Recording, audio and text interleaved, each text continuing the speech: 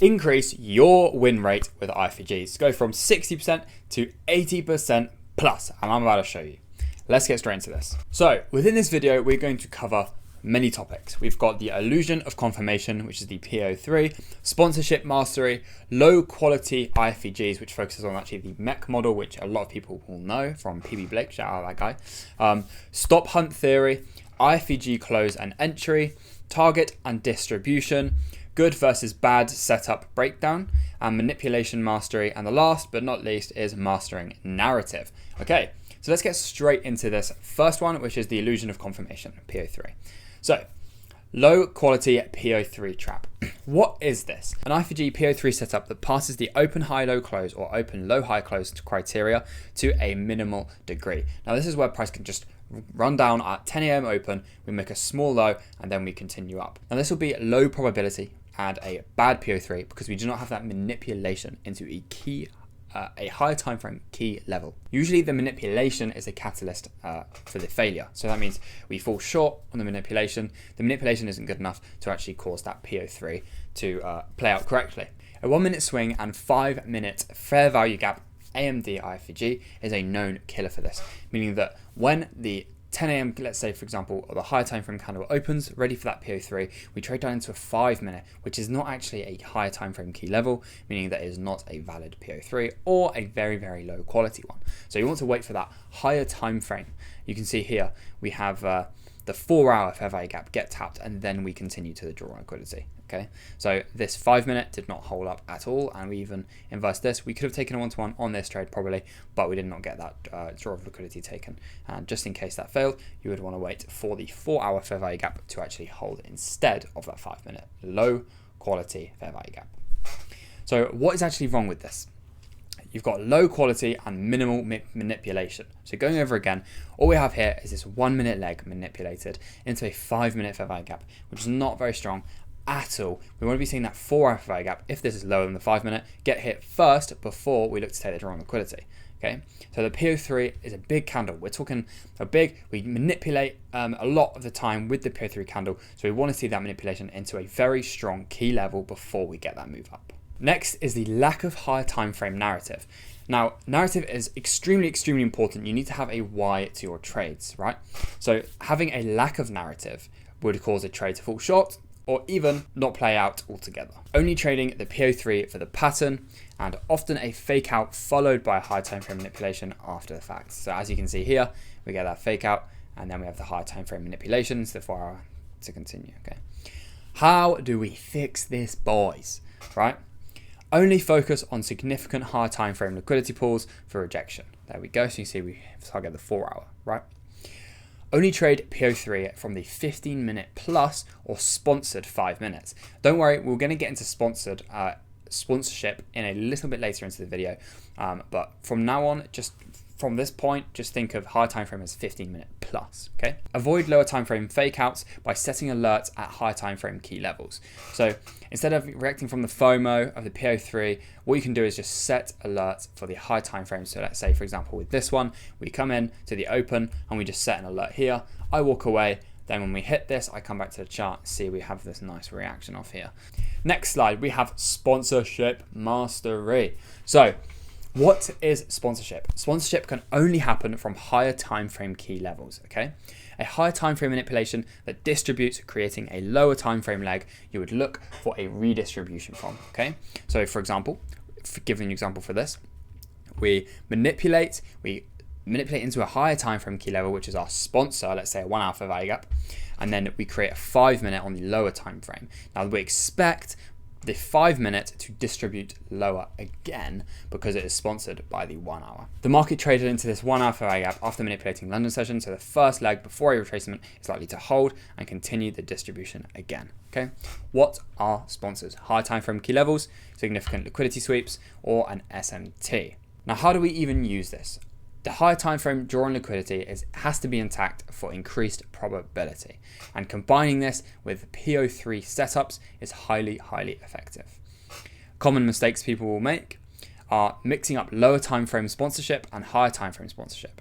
5 minute is not a sponsor out of context, okay? So like this, for example, would be an unsponsored 5 minute because it reacted from this 5 minute, okay? So we formed this 5 minute from this 5 minute. There's a lot of 5 minutes going on here, but to simple it down, this is sponsored because we reacted from the 1 hour, but this is not sponsored because we reacted from the 5 minutes, okay?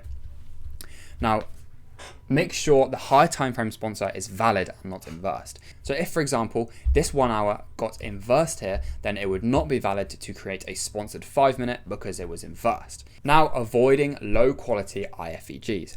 What is a low quality IFVG? An IFVG that passes the entry criteria to the lowest grade. Low quality IFVGs usually fall short on the target, and a 1 minute swing to a 5 minute swing is usually the culprit here. This would be the MEC model. So if you are getting a 1 minute manipulation and you're targeting the 5 minute fair value gap to be rebalanced, this is just a very basic bare minimum IFVG setup, MEC model especially, that you just don't want to take. It's just low probability. So your win rate would increase heavily if you just stop taking it. How do we fix this? Focus on the liquidity pools on the higher time frames. That is maybe relatively equal highs on the hourly or higher time frame fair value gaps going from ERL to IRL. Only trade with A to A plus lower time frame structure. We don't want to see all this chop. We don't want to see just swing up, boom, inversion. We want to see that manipulation and then we go down. Okay, we want to see clean structure that we can clearly trade. No like gaps in the market or like where a candle will open up randomly. Like if you see this, we're just chopping, just avoid at all costs, okay? Avoid trading against the trend unless the setup is A+. So if like we say, we have that 1 minute inversion to a 5 minute fair value gap, but it's heavily against the trend, I would never take this in a million years just because it is just a low quality trade. It's the bare minimum MEC model trade. So what you need to have is that A+ entry that would actually get you to that 5 minute fair value gap. Let's say an SMT added, or we just swept liquidity, or even I've just reacted from a 1 hour fair value gap. This is a way higher probability. If you're just taking an IFVG on the 1 minute just to target a 5 minute, good luck. So what is wrong? We have a lack of higher time frame narrative. Minimal, if any, high quality targets, given the fact we're targeting a 5 minute, and appeal of the trade is only in the pattern. We see the IFVG and we go, oh yeah, I'm gonna target this 5 minute because this shit inversed. It's pointless. Failure to use the singular fair value gap in the leg for the inversion. Boys, if we are not using singular fair value gaps in the leg, what are we doing? If you're not taking singular fair value gaps in the leg, you're going to severely trump your own win rate just because you can have this fair value gap hold. If let's say this one inversed but this one didn't, this fair value gap might well hold and then propel you straight back in to get that manipulation of this ITL inside this high time frame key level. So be very, very careful, especially if you're not taking singular inversions. I would highly recommend you do that. For this example, you see we have a minimal target, no high time frame gap targets, which means we're just targeting the 5 minute or the 1 minute swing. This is a pattern trader's favorite and nearly always against the higher time frame draw on liquidity. These setups are mainly found targeting fair value gaps, as said. On to the next, the stop hunt theory. Firstly, when does it occur? Stop hunt into or inside a high time frame key level, fair value gap. Ideally sweeps and accumulation to get that AMD set up, and even better if sweeps occur after a high time frame candle opens, giving you the PO3. The importance. No stop hunt prior to IFVG means stop is not high resistance. This neglects the most important part of the setup. So if your setup has not manipulated first, then your stop is going to be low resistance liquidity, meaning it could be targeted or it has a way high probability of being targeted than if it was a high resistance, okay? The appeal comes from the fast retrace into expansion, prioritizing the DOL over your stop loss. Now what is it? Or key to an A+ trade. Swing high or low must be swept before IFVG. If we just have a run up here into a higher time frame fair value gap and then get an inversion, this is a low probability. We don't want to be taking this because we want to see that stop hunt like so before we get the inversion. Now the best stop hunt, turtle soup or ERL to IRL. A stop hunt that prints a wick at the high or low, no candle body closure, above or below. So essentially, candles do the damage and the bodies tell the story. So if the body of a candle closes below a swing after taking the high, you're most likely to see a reaction and a reversal after that than if it was to close above.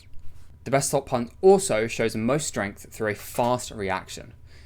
Stop loss should offer 0 open liquidity and 0 unmitigated imbalance. So if you have, let's say a 5-minute fair value gap just above your stop, or even a 15-minute, or even just LR stacked up just above your stop, you're going to want to avoid that trade because the price has a reason to go back up potentially. Now we have the close plus entry. Risk management.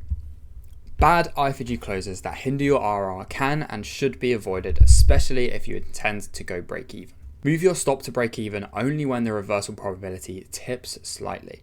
5-minute fair value gap, high time frame fair value gap, or ERL. Now what does this mean? So if you have an inversion, a lot of people go break even as soon as that high is hit of the inversion.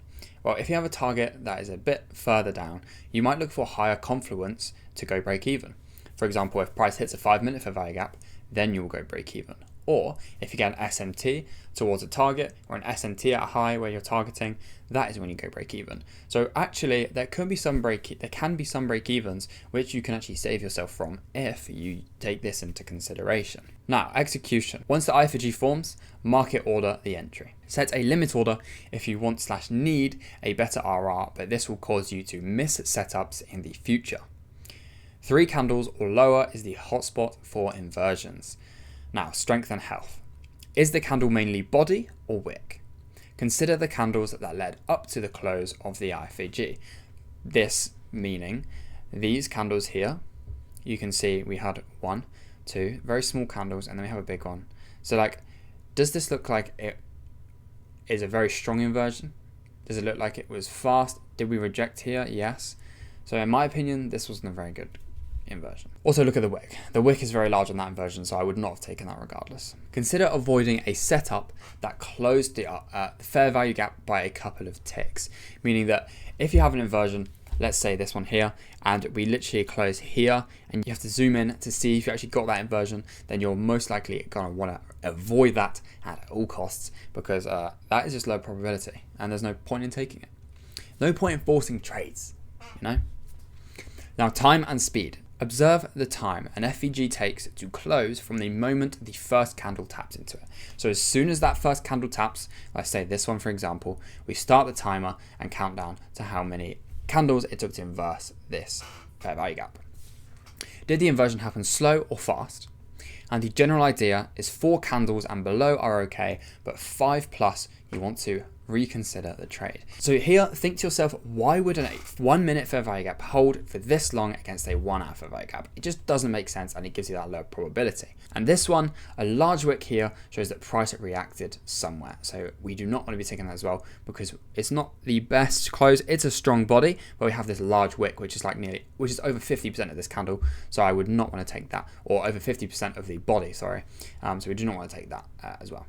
Next, we have the target and distribution, the why of your trades. Why should we rebalance? Why should this be our manipulation, and why should my stop be safe? Okay.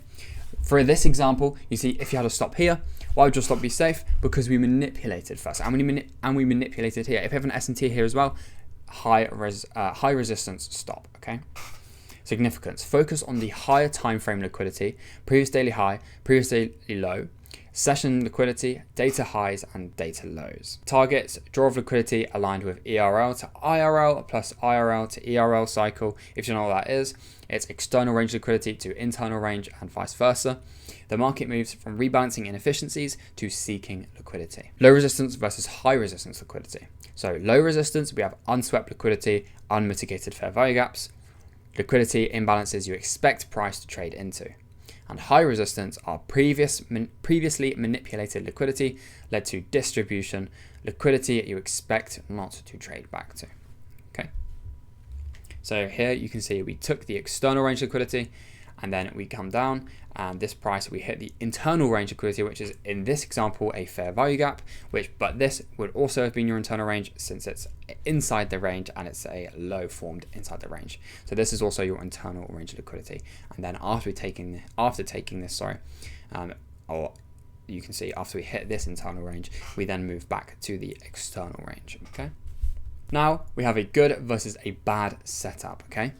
Now the reasons for the good setup is we have a valid stop hunt, so we have a high resistance stop, we swept a significant liquidity pool, good target with the draw of liquidity aligned with the direction of the trade, sub 4 candle inversion, and clean and strong inversion health. So as you can see here, we inverse very, very nicely. We also have sub 3, which is really good. Actually not 4, it's actually a sub 3. So we inverse with a strong candle, so we don't have much wick. We also have a 15-minute fair value gap, which is a high time frame key level. We're looking to target a high quality target with LR as well, stacked up here. So it's a very, very good target to have after we sweep previous daily low and we hit a key level. So we're sponsored as well. It's beautiful. What a beautiful trade to take, okay? Now, the bad trade is we do not have that manipulation, so we have a low resistance stop. We have a lack of targets with literally targeting a 1 minute swing. More than 4 candles to inverse. You can see we start the timer here. We have 1, 2, 3, 4, 5, 6, 7, 8, 9, 10, 11, 12, 13. 13 candles, okay? And the higher time frame draw drawing liquidity is actually higher, which I didn't actually mark out on this, but it is higher, okay? Now, mastering manipulation. Where should manipulation happen? Inside a key level. Significant liquidity sweeps, for example this, we have major highs here, and then price just takes those out. And an SMT. The reaction, how does price react once the key level / POI is hit? Bodies tell the story and wicks do the damage. We touched on that earlier. The true manipulation. True manipulation is when both pairs sweep significant liquidity and hit a higher time frame key level. Highest probability setup is a true manipulation, A+ stop hunt, and close with good displacement, aligning with the high time frame draw of liquidity and ERL to IRL phase. Now the PO3 time. Did your manipulation happen after a higher time frame candle opened? So that's from 9:30 to 10 or 10 to 10:30 EST. Also, entering 1 to 5 minutes before the high time frame candle open will lower win rate due to manipulation. So if you are entering a trade 5 minutes before the high time frame candle opens, you're most likely going to get manipulated because the high time frame candle manipulates as it opens to get that open high low close, open low high close formation. Now, mastering narrative. Key to high probability narrative. NQ and ES must have the same correlated draws of liquidity. Now, availability of draws, nothing below, everything above, and vice versa, ties into why we draw and why we react. True narrative. True narrative is when both pairs have the same justifiable draw on liquidity and ERL to IRL phase. Highest probability setup equals true narrative plus manipulation with A+ stop hunt and displacing close. Okay, so for example here, the internal range liquidity taken and imbalance balanced, so we seek external liquidity. Brilliant. So you can see we trade down into this 4 hour. We've also taken liquidity, so now we have nothing else to target. We have this 4 hour fair value gap, which we respect, which that is the last imbalance in this leg of which is the 4 hour. So we've rebalanced this leg as well. So now the only reasonable target we have is not lower. It is in fact the NWOG on both ES and NQ. Moving on, we have the mental game, and now we have to apply what I've just taught you. The content of this course is genuinely what took my win rate from 60% to 80% plus. But the hardest part is not understanding the concepts, but actually applying them. So given this, I want to challenge you.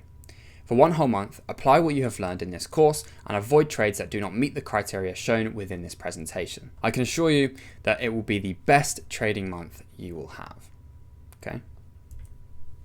Any questions? I just want to say, guys, if you have any questions, please drop me a message on Instagram or drop me a message in the Discord or even comment below. I'm more than happy to answer your questions, and I'm pretty sure that is everything. So thank you very much for watching, and I hope your win rate increases.